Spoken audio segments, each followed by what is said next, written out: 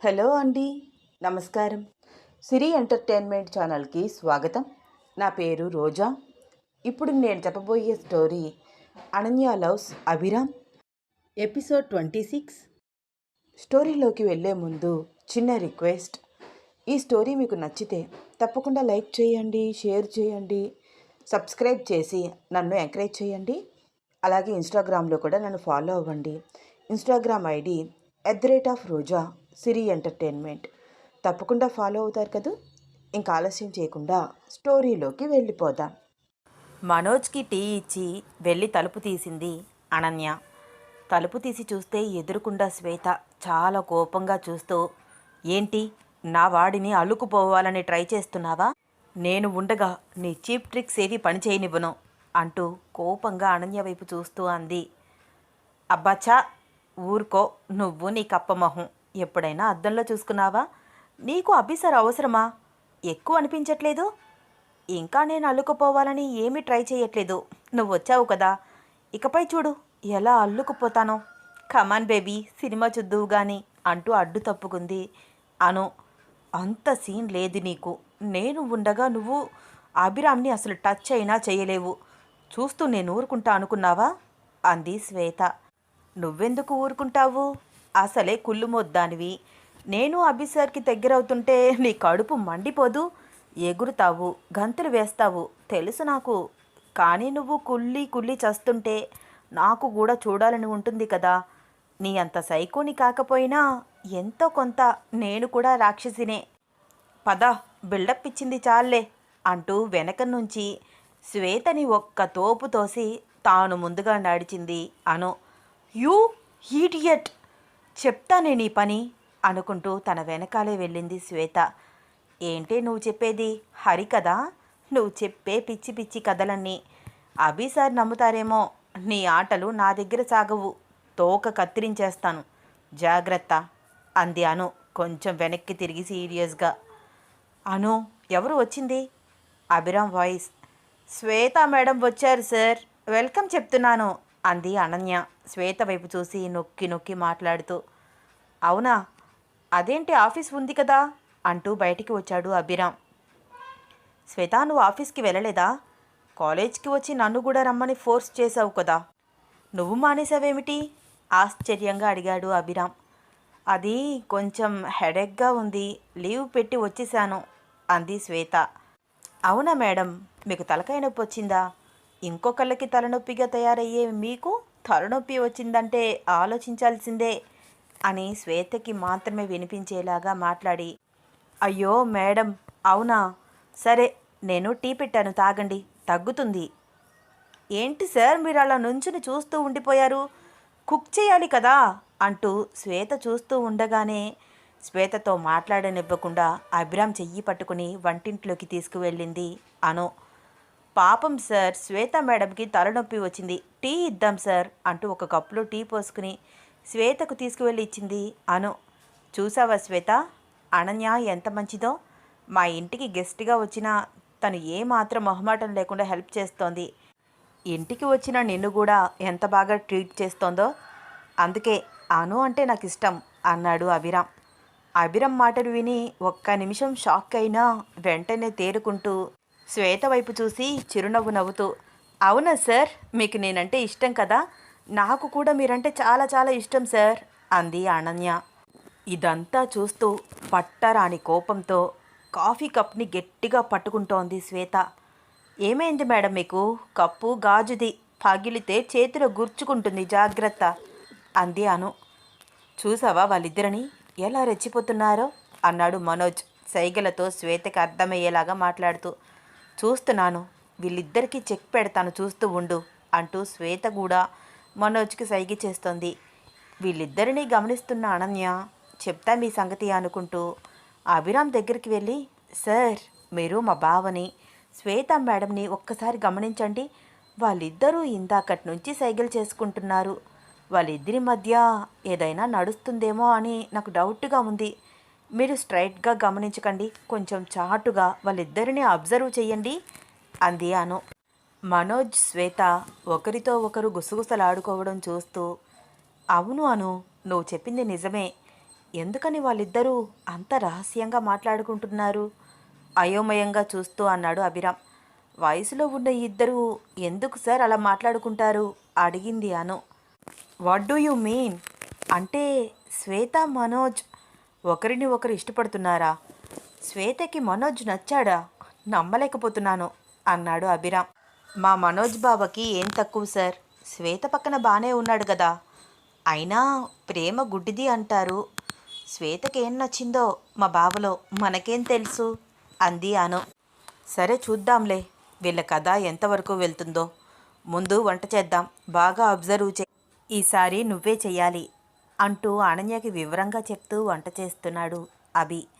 అబ్బబ్బా ఎంత మంచి వాసన వస్తోంది సార్, స్మెల్ చూస్తేనే నాకు నోరు ఊరిపోతోంది అంటూ పెద్ద పెద్ద కళ్ళు చేసుకుని పెదవిని నాలికతో తడి చేసుకుంటోంది అను. అనన్య ఎక్స్ప్రెషన్ చూసి తెగ నవ్వుతూ, ఏంటను అలాంటి ఎక్స్ప్రెషన్స్ ఇస్తున్నావు అడిగాడు అభిరామ్. సార్ నాకు ఆకలి ఎంతలాగా వేస్తోందో తెలుసా? ఇప్పుడు మీరు వంట చేస్తుంటే ఈ స్మెల్కి ఇంకా ఆకలి పెరిగిపోతోంది. ఈరోజు ఒక 2 ముద్దలు ఎక్కువే తింటాను అంది అను. తింటావు తింటావు, నువ్వెందుకు తినవు? నువ్వు బాగా తింటావని మా అందరికీ తెలుసు. కొంచెం పక్కకు వస్తావా? అభితో నేను కొంచెం మాట్లాడాలి అంది శ్వేత. మాట్లాడండి మేడం, నేను పక్కకు వస్తే కానీ మీరు ఇటువైపు రాలేరా? అంత లావుగా ఏమీ కనిపించట్లేదు కదా. రండి మేడం, అభి సార్ వంట ఎంత బాగా చేస్తున్నారో, మంచి స్మెల్ వస్తోంది. మీరు కూడా నాకంటే ఎక్కువే తింటారు చూశారంటే అంది అనన్య నొక్కి నొక్కి మాట్లాడుతూ. నీకు చెప్తే అర్థం కావట్లేదా? నేను అభితో పర్సనల్గా మాట్లాడాలి, మాకు కొంచెం ప్రైవసీ ఇవ్వు అంది శ్వేత కోపంగా అనన్య వైపు చూస్తూ. ఏంటి శ్వేత, అంత పర్సనల్ ఏంటి? మన ఇద్దరి మధ్య అంత పర్సనల్ విషయాలు ఏముంటాయి? అను, మరేమీ పర్వాలేదు, నువ్వు ఇక్కడే ఉండొచ్చు అన్నాడు Abhiram. This is not correct Abhi, నేను నీతో మాట్లాడాలి, తనని పక్కకు వెళ్ళమను అంది శ్వేత. శ్వేత 2 మినిట్స్ నువ్వు వెయిట్ చేయి, తను వంట నేర్చుకుంటోంది కదా. ఆల్మోస్ట్ కర్రీ ప్రిపేర్ అయిపోతోంది, లాస్ట్కు వచ్చింది. చూడని తనని, అయిపోయాక నేనే పక్కకు వచ్చి నీతో మాట్లాడతాను అన్నాడు అభిరామ్. చెప్పారు కదా అభి సార్, ఇంకా నువ్వు ఇక్కడి నుంచి దొబ్బేయచ్చు అన్నట్టు శ్వేతకి మాత్రమే కనిపించేలాగా ఎక్స్ప్రెషన్ ఇస్తోంది అను. చెప్తానే నీ సంగతి, నీకు మామూలుగా ఉండదు అన్నట్టు ఎక్స్ప్రెషన్ ఇస్తోంది శ్వేత. పోవే, ఇలాంటివన్నీ ఎన్నో చూశాను, నువ్వు నా వెంట్రుక కూడా పీకలేవు, చెల్ దొబ్బై అంటోంది సైగలతో అను. అను, బాగా అబ్జర్వ్ చేస్తున్నావా అడిగాడు అభిరామ్. హా, చేస్తున్నాను సార్, ఇప్పటి వరకు మీరు చెప్పిందంతా జాగ్రత్తగా నోట్ చేసుకున్నాను. పైగా దగ్గరుండి మరీ చూపిస్తున్నారు కదా, ఈసారి నేను ట్రై చేస్తాను అంది అను అభిరామ్ ప్రిపేర్ చేసిన కర్రీ టేస్ట్ చేస్తూ. అబ్బబ్బబ్బా, ఏమైనా ఉందా సార్, మీకు కాబోయే మీ భార్య ఎవ్వరో కానీ చాలా అదృష్టవంతురాలు, లక్కీ ఫెల్లో అంది అను తన పెద్ద పెద్ద కళ్ళు తిప్పుతూ. అభిరామ్ అనన్య ఇచ్చే ఎక్స్ప్రెషన్స్ చూస్తూ, నువ్వే ఆ లక్కీ ఫెల్లో ఎందుకు కాకూడదు అను అని అనుకుంటున్నాడు మనసులో. అనన్య అభిరామ్ ప్రిపేర్ చేసిన కర్రీని టేస్ట్ చేస్తూ, అబ్బా సూపర్ ఉంది సార్, నాకైతే ఉత్తి కూరే తినేయాలని ఉంది అంటూ రొట్టెలు వేస్తోంది. అనన్య ఇచ్చే ఎక్స్ప్రెషన్స్కి చిరునవ్వుతో చూస్తున్నాడు అభిరామ్. సార్, మీ పర్సనల్ క్వశ్చన్ నేను ఒకటి అడగొచ్చా?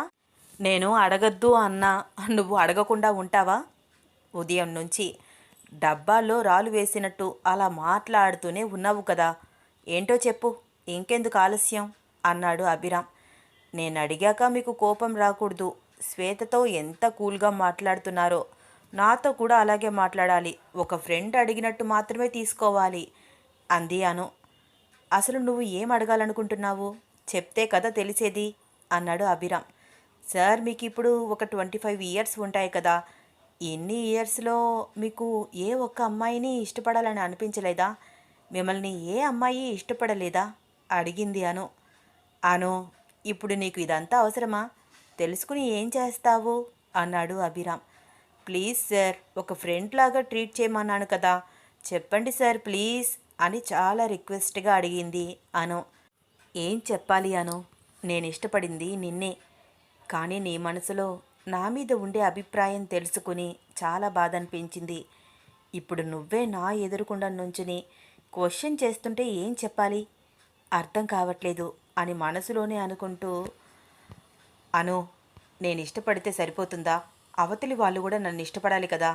మన ప్రేమని గుర్తించి ప్రేమించే వాళ్ళు దొరకడం కూడా లక్కీ కదా. ఆ అదృష్టం అందరికీ ఉండదు అన్నాడు అభిరామ్. ఏం మాట్లాడుతున్నారు సార్ మీరు? నాకేమీ అర్థం కావట్లేదు. అసలే నాది డబ్బా బ్రెయిన్. మీరు ఇలా తిక్కమక్కగా మాట్లాడితే అస్సలు అర్థం కాదు. నాకు అర్థమయ్యేటట్టు చెప్పండి సార్. మీరు ఏ అమ్మాయినైనా ఇష్టపడ్డారా? లేకపోతే మిమ్మల్ని ఎవరైనా ఇష్టపడ్డారా? అడిగింది అనన్య చాలా ఎగ్జైట్మెంట్గా. అను, నాకు చిన్నప్పటి నుంచి చదువు అంటే చాలా ఇష్టం. స్కూల్లో ఎప్పుడూ నేనే ఫస్ట్, కాలేజీలో కూడా నేనే ఫస్ట్. చదువు తప్ప వేరే ఆలోచన లేదు. హాలిడేస్లో, వీకెండ్స్లో ఫుట్బాలే ప్రపంచం. పిచ్చి పిచ్చిగా ఆడేవాడిని. నీకు చెప్పాను కదా, నా హెల్త్ కూడా పాడైపోయే అంతలాగా. ఇంకా నాకు ఒకరిపై ఇష్టం అప్పట్లో లేదు. కానీ ఈ మధ్యనే ఒక అమ్మాయిని ఇష్టపడ్డాను. కానీ తనకి నేనంటే ఇష్టం లేదు అన్నాడు అభిరామ్ చాలా బాధగా మాట్లాడుతూ. అయ్యో, అవునా సార్? అంటే మీరు ప్రపోజ్ చేశారా ఆ అమ్మాయిని? మిమ్మల్ని రిజెక్ట్ చేసిందా? అయినా మిమ్మల్ని ఎవరైనా కాదంటారా సార్? ఆ అమ్మాయికి అసలు బుర్ర లేదేమో. మీకేం తక్కువ సార్? నాకు అర్థం కాదు. దాదాపు మంత్లీ 1 lakh వరకు సంపాదిస్తున్నారు. అందంగా ఉంటారు. హైట్కి తగ్గ వెయిట్, మంచి కలరు, ఒత్తుగా ఉండే జుట్టు. ఏ పని మొదలుపెట్టినా పట్టుదలగా పూర్తి చేస్తారు. నాకు రాదు, నేను చెయ్యను అన్న మాటలే వినలేదు నేను మీ దగ్గర. ఆ అమ్మాయి నిజంగా అన్లక్కీ ఫెలో. లేకపోతే మిమ్మల్ని కాదంటుందా? రిజెక్ట్ చేయడానికి కారణం ఉండాలి కదా సార్. నాకు ఒకసారి పరిచయం చేయండి. నేను తనతో మాట్లాడతాను. గట్టిగా వార్నింగ్ ఇస్తాను. మా అభి సార్ని నో చెప్పడానికి నీకు బుద్ధుందా అని దులిపి పడేస్తాను అంది అను. తన గురించి తానే అలా మాట్లాడుతుంటే అభిరామ్కి నవ్వొస్తోంది. గడగడ మాట్లాడుతున్న అనన్యని ఆపుతూ, కూలను, ఎందుకు నీకంత కోపం వస్తోంది? ఆ అమ్మాయి నాతో డైరెక్ట్గా ఏమీ చెప్పలేదు.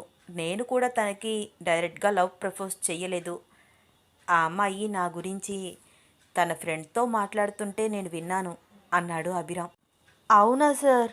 అదేంటి? అయితే ఇప్పటి వరకు మీరు ఆ అమ్మాయిని ప్రపోజ్ చెయ్యలేదా?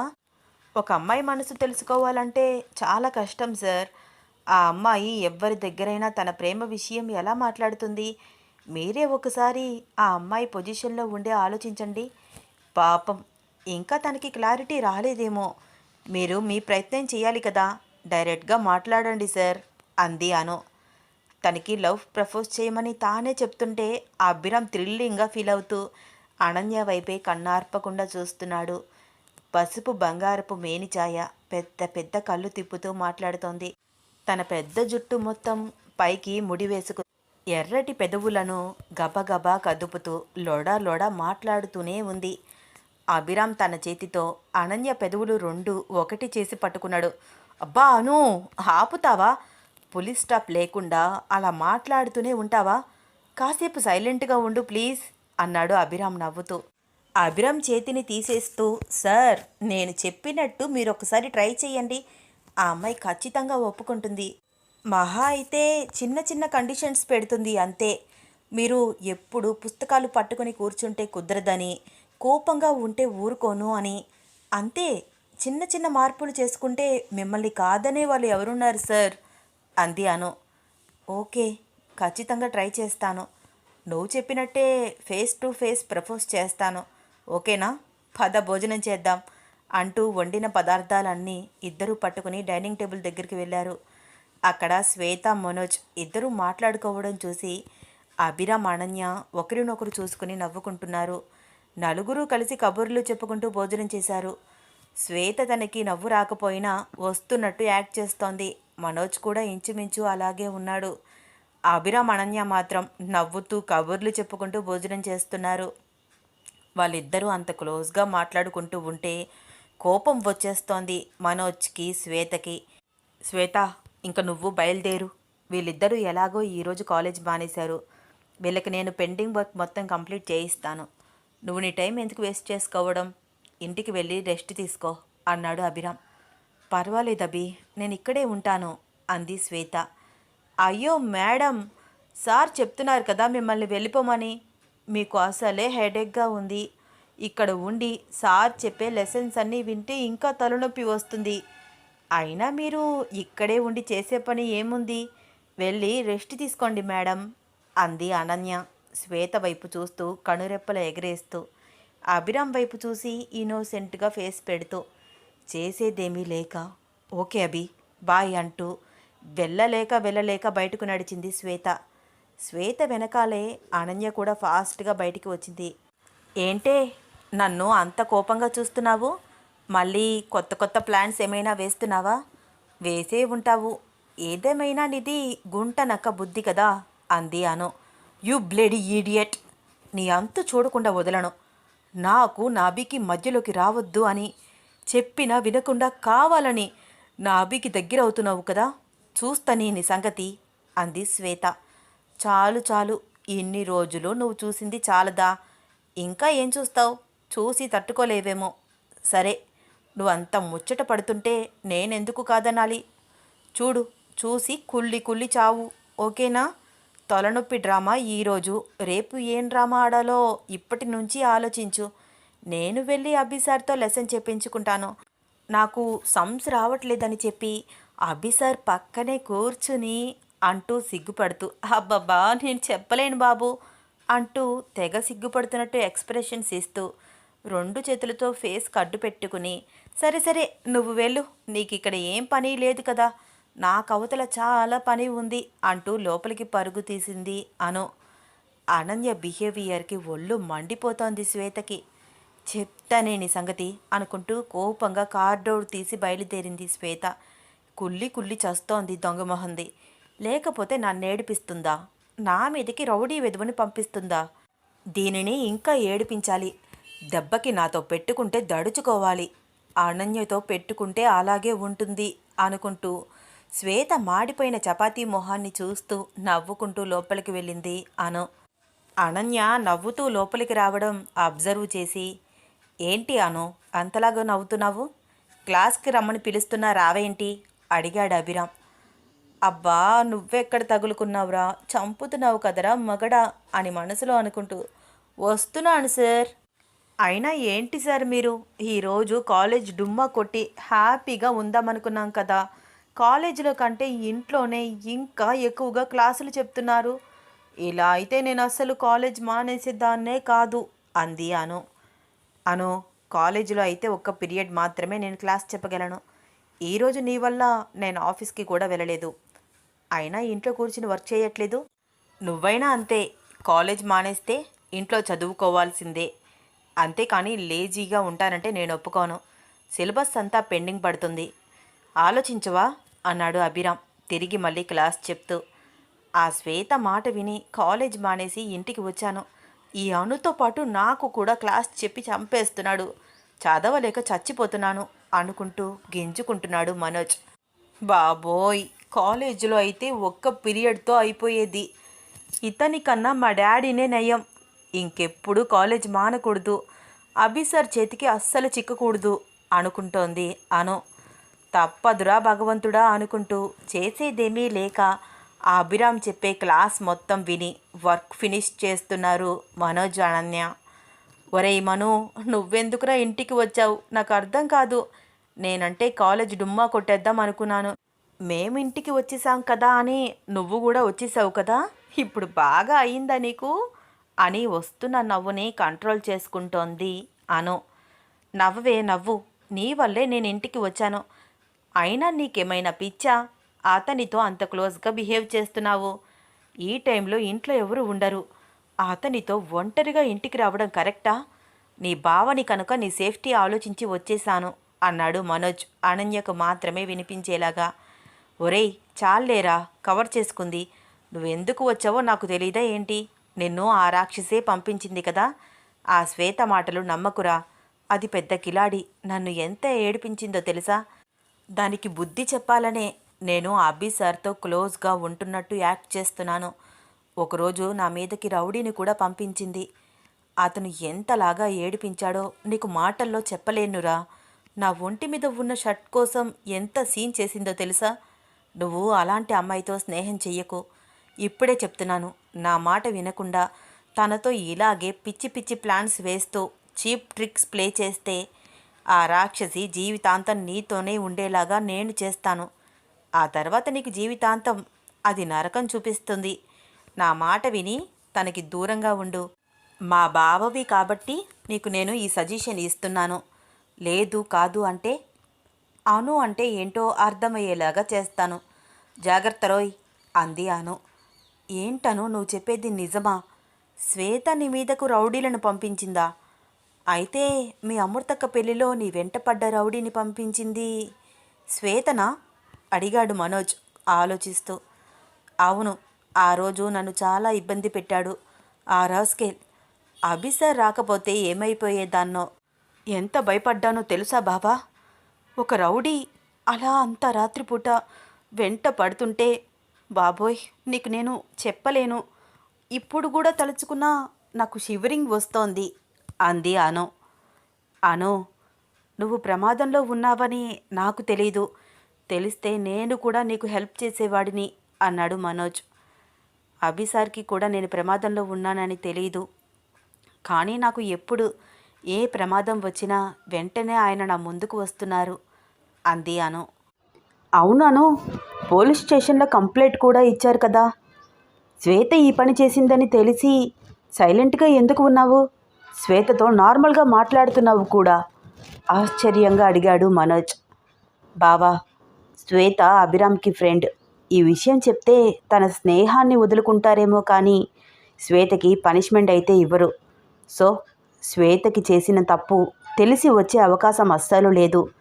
పైగా ఈ విషయం అభిసార్కి తెలిస్తే వాళ్ళ ఫ్రెండ్షిప్ కూడా చెడిపోతుంది. శ్వేతకి నేనేమీ శత్రువుని కాదు బావా. ఆ అమ్మాయి తన తప్పు తెలుసుకుంటే చాలు. అభిసార్ శ్వేతని ఒక ఫ్రెండ్లానే చూస్తారు. కానీ శ్వేత అభిసార్ నుంచి ప్రేమని ఆశిస్తోంది. అభిసార్ ఎవరితోనైనా క్లోజ్గా బిహేవ్ చేస్తే తట్టుకోలేదు. వాళ్ళని ఏదో ఒకటి చేసే వరకు నిద్రపోదు. అన్ఫార్చునేట్లీ జున్ను నా ఫ్రెండ్ కావడంతో నేను ఈ ఫ్యామిలీకి దగ్గరయ్యాను. సో శ్వేతకి జలసి పెరిగిపోయింది. అభిసార్ నాకు ఎక్కడ దగ్గర అవుతారో అని నా మీదకు రౌడీలను కూడా పంపించింది. నన్ను మామూలుగా హెరాస్ చేయలేదు అంది అనన్య మనోజ్కి జరిగిందంతా అర్థమయ్యేలాగా చెప్తూ. అను, నాకు ఒకటి అర్థం కాదు. ఇదంతా నాకెందుకు చెప్తున్నావు? ఇప్పటి వరకు ఈ విషయం ఎవరికీ చెప్పలేదు కదా అన్నాడు మనోజ్. బావా, శ్వేత బిహేవియర్ చూస్తేనే అర్థమవుతోంది కదా. తన అవసరానికి ఏ పనైనా చేస్తుంది. నిన్ను అడ్డం పెట్టుకుని చీప్ ట్రిక్స్ ప్లే చేయడానికి ట్రై చేస్తుంది. కావాలంటే నువ్వు ఒకసారి శ్వేత బ్యాక్గ్రౌండ్ తెలుసుకో. వాళ్ళన్నయ్య జైల్లో ఉన్నాడు. ఈ అమ్మాయి బిహేవియర్ అస్సలు బాగోదు. నిన్ను ఏదో ఒక దాంట్లో ఇరికిస్తే నీ కెరియర్ పాడవుతుందిరా. ఏదేమైనా నువ్వు మా మావయ్య కొడుకువి. మా నాన్న వాళ్ళని నమ్మి నిన్ను వాళ్ళు ఇక్కడికి పంపించారు. తనతో తిరగకురా ప్లీజ్. నీ కెరియర్ గురించి ఆలోచించు. ఒక ఫ్రెండ్గా చెప్తున్నాను అంది అను. అనన్య తనతో అంత క్లోజ్గా మాట్లాడుతూ ఉంటే హ్యాపీగా ఫీల్ అవుతూ, అలాగే అను, రేపటి నుంచి శ్వేతకి దూరంగా ఉంటాను. మనమిద్దరం కలిసి బాగా చదువుకుందాం అన్నాడు మనోజ్. ఒరే మను, బాగా చదువుకోక్కర్లేదు, బాగానే చదివితే చాలు అంది అను నవ్వుతూ. ఓకే ఓకే, బాగానే చదువుదాం అన్నాడు మనోజ్. ఏంటి మాటలు? ఇందాకటి నుంచి చూస్తున్నాను. గుసగుసలు ఆడుతున్నారేంటి అడిగాడు అభిరామ్ మనోజ్ అనన్య ఇద్దరిని గమనిస్తూ. ఏం లేదు, ఒకరితో ఒకరం స్టడీస్ గురించి మాట్లాడుకుంటున్నాం అంది అను. ఏంటి అను, నీకు ఉన్నట్టుండి చదువు మీద శ్రద్ధ పెరిగిపోయింది. అది కూడా ఒక హాఫ్ అన్ అవర్లో అన్నాడు అభిరామ్. తను వర్క్ చేసుకుంటూనే తల కూడా పైకెత్తకుండా అంటున్న అభిరామ్ వైపు కొంచెం ఆశ్చర్యంగా చూశారు మనోజ్ అనన్య. కాసేపటి తర్వాత సార్ సార్ మీరు మర్చిపోకండి అంది అనన్య. ఏంటి అను, ఏ విషయం గురించి మాట్లాడుతున్నావు అడిగాడు అభిరామ్. సార్ మీరే కదా బాగా చదివితే సండే సినిమాకి తీసుకువెళ్తా అన్నారు. రేపు సండేనే కదా సార్ అంది అను. ఈ విషయం గురించా అంతలాగా అరుస్తున్నావు? ఏంటి సార్ మీరు అచ్చం మా డాడీ లాగానే మాట్లాడుతున్నారు. మా డాడీ కూడా అంతే, చూద్దాంలే చూద్దాంలే అంటూ 3 మంత్స్కి ఒక్కసారి ఒక్క మూవీ చూపించేవాళ్ళు. మీరు సండే సండే సినిమా అంటే ఎంతో థ్రిల్లింగ్గా ఫీల్ అయ్యాను. ఇప్పుడేంటి సార్ చూద్దాంలే అంటారు. విజిల్స్ కూడా కొని పెట్టుకున్నాను అంది అను తన బ్యాగ్లో నుంచి విజిల్స్ తీసి చూపిస్తూ.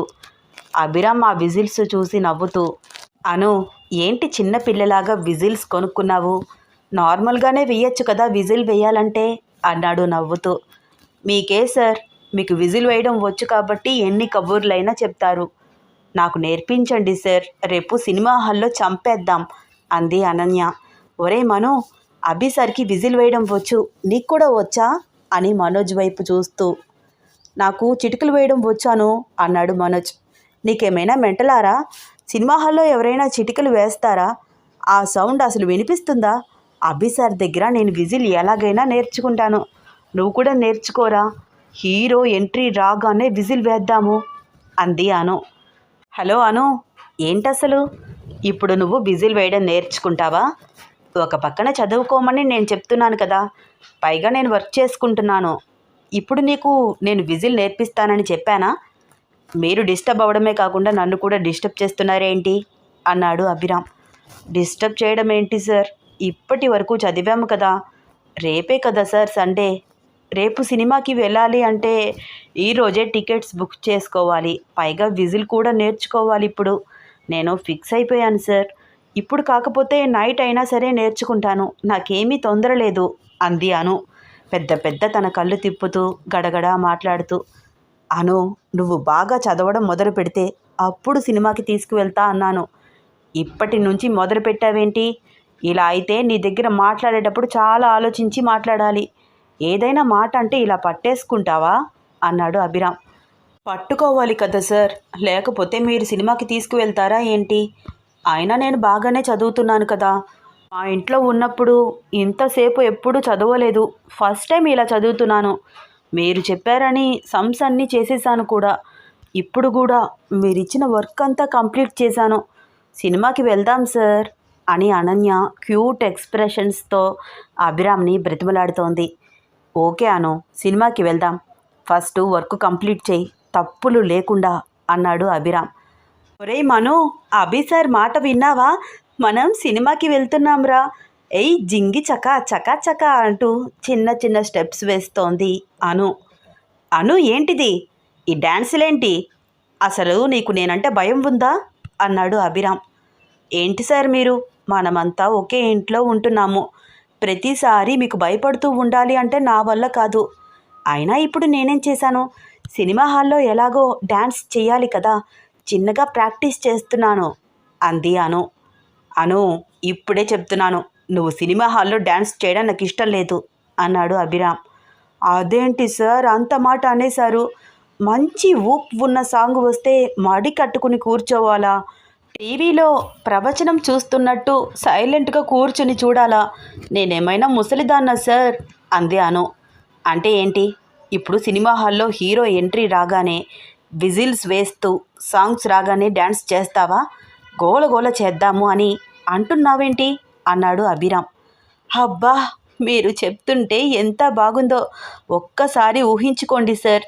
మనం చేసే గోలకి సినిమా చూడటానికి వచ్చిన వాళ్ళు కూడా మన వైపే చూస్తుంటే ఏంటి ఈ పిల్ల ఇంత అల్లరి చేస్తుంది అనుకుంటారు కదా. వాళ్ళు ఇంటికి వెళ్ళినా కూడా నేనే గుర్తుకు వస్తూ ఉంటాను. ఇలా అల్లరి చేసేవాళ్ళు ఎంతమంది ఉంటారు సార్. అయినా ఈ వయసులో కాక మా బామ్మ వయసు వచ్చాక అల్లరి చేస్తామా ఏంటి అంది అను. ఒకసారి నువ్వు ఇలాగే సినిమా హాల్లో డ్యాన్సులు చేస్తూ గోల చేస్తే నీ వెంట రౌడీలు పడ్డారు కదా, మర్చిపోయావా అడిగాడు అభిరామ్. అవును సార్, నిజమే. అయినా ఈ విషయం మీకెలా తెలుసు డౌట్గా అభిరామ్ వైపు చూస్తూ అడిగింది అను. ఎలా తెలుసు అంటే ఆ రోజు నిన్ను సేవ్ చేసింది నేనే అని మనసులో అనుకుంటూ కొంచెం తడబడుతూ అది అది నువ్వే చెప్పావు కదా, మర్చిపోయావా అన్నాడు అభిరామ్. ఓ, నేనే చెప్పాను కదా, మర్చిపోయాను సార్. ఒక 100 సార్లైనా అలా డ్యాన్స్ చేస్తే ఏదో ఒక్కసారి గొడవ జరిగింది. సైలెంట్గా వెళ్ళి ఎవరి సీట్లో వాళ్ళు కూర్చుని అస్సలు మాట్లాడకుండా సినిమా చూసి పాప్కార్న్ తినేసి వచ్చేస్తే ఏం బాగుంటుంది? దానికన్నా ఇంట్లో సినిమా చూడడం హ్యాపీ కదా సార్. అదే నేను చెప్పినట్టు మీరు కూడా రేపు ట్రై చేయండి సార్. ఎలాగో మీరు విజిల్స్ నేర్చుకోవాల్సిన పని కూడా లేదు. ఒక్కసారి విజిల్ వేయండి, నాతో కలిసి చిన్న స్టెప్ వేయండి. మనం మరీ గోల చెయ్యొద్దు, అలా అని సైలెంట్గా ఉండొద్దు, కొంచెం అల్లరి చేద్దాం సార్ అంది అను. అనన్య ఇచ్చే ఎక్స్ప్రెషన్స్ చూసి కోపంగా ఉండాలి అనుకున్నా ఉండలేక సర్లే చూద్దాంలే అని నవ్వుతూ అన్నాడు అభిరామ్. అమ్మయ్యా, ఒక పని అయిపోయిందిరా బాబు. అభి సార్ గ్రీన్ సిగ్నల్ ఇచ్చేశారు. రేపు మనం సినిమా హాల్లో చంపేద్దాంరా అంటూ మనోజ్తో మాట్లాడుతూ చదవడం మొదలుపెట్టింది అను. అనన్య చదువుతూ ఊగుతూ ఉంటే, అను ఏంటి నువ్వు చదివేటప్పుడు అలా ఊగుతున్నావు? స్ప్రింగ్ ఏమైనా మింగేశావా అన్నాడు అభిరామ్ అనన్యని బాగా గమనిస్తూ. చిన్నప్పటి నుంచి అలవాటైపోయింది సార్, కంట్రోల్ లేదు.